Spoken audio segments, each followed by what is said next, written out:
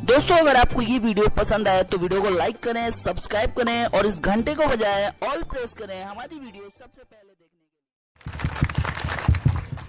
श्रीमान मारा वडीलो, महेमतो, मारा काका काकीओ, मारा भाईओ અને મારી વહાલી બહેનો, આપ સૌને મારા જોહાર। આજે હું यहाँ આપણા આદિવાસી દિવસ ઉજવાય છે ત્યાં થોડુંક કહેવા માંગુ છું। આદિવાસી દિવસ એટલે શું અને તેમનું મહત્વ એટલે શું એ જણાવવા માંગુ છું કે 9 ઓગસ્ટ વિશ્વ આદિવાસી દિવસ શા માટે ઉજવાય છે। 9 ઓગસ્ટ વિશ્વ આદિવાસી દિવસ એટલે 9 ઓગસ્ટ વિશ્વ આદિવાસી દિવસ એટલે એમાંનો ઇતિહાસ જણાવતા બિરસા મુંડાએ અંગ્રેજો સાથે એક સંઘર્ષ કરીને આદિવાસીઓને ન્યાય અપાયો હતો। 9 ઓગસ્ટ વિશ્વ આદિવાસી દિવસની ઉજવણી કરી હતી। પહેલાના સમયમાં લોકો જંગલમાં રહીને અને જંગલમાં પોતાનું જીવન જીવતા હતા। તેઓ તેમનો ખોરાક ફળ ફ્રૂટ અને પાન ખાઈને તેઓ પોતાનું જીવન જીવતા હતા। આપણે જેમ भगवान के देवी देवताओं पर विश्वास करिए छे तेम आदिवासी लोग भगवान के देवी देवताओं पर विश्वास करता नथी। तेओ अग्नि जे आपणी प्राकृतिक प्रेय छे जेम के आपणी जेटली प्राकृतिक के आपणे भगवान के देवी देवताओं पर विश्वास करिए तो भगवान आपणे कई आपे छे।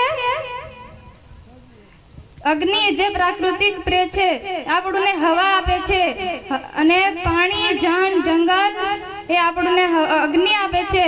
जेमा आपणे भोजन बनावीए छे तो अग्नि ज आपणे काम लागे छे। ए ज तो आपणो देवता छे। पहलाना समयमां शिक्षण ज्ञान के समझदारी एटली बधी पण नहीं हती।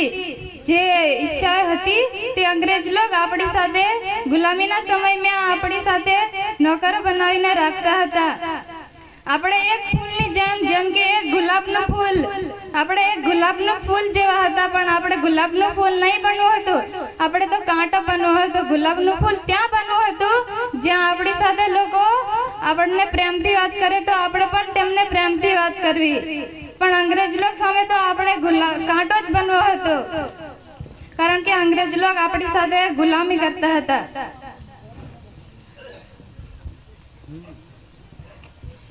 હું આજે પણ કહું છું કે આદિવાસી હિન્દુ નથી।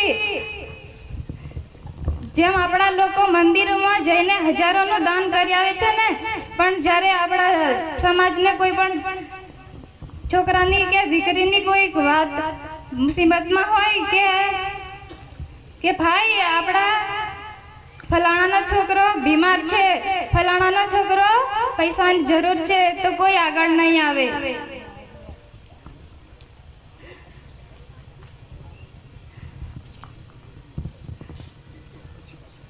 अटल बिहारी वाजपेयी जी ने सही कहा था कि भारत कोई भूमि का टुकड़ा नहीं है, एक जीता जागता राष्ट्रीय पुरुष है। अटल जी ने कहा था कि ये वंदन की धरती है, ये अभिनंदन की धरती है, ये अर्पण की भूमि है, ये तर्पण की भूमि है। इसकी नदी नदी हमारे लिए गंगा है और इसका कंकड़ कंकड़ हमारे लिए शंकर है।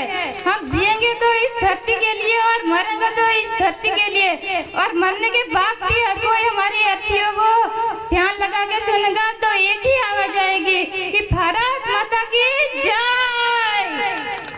बस आटलू केवुं हतुं। अस्तु। जय हिंद, जय जोहार। खूब सारा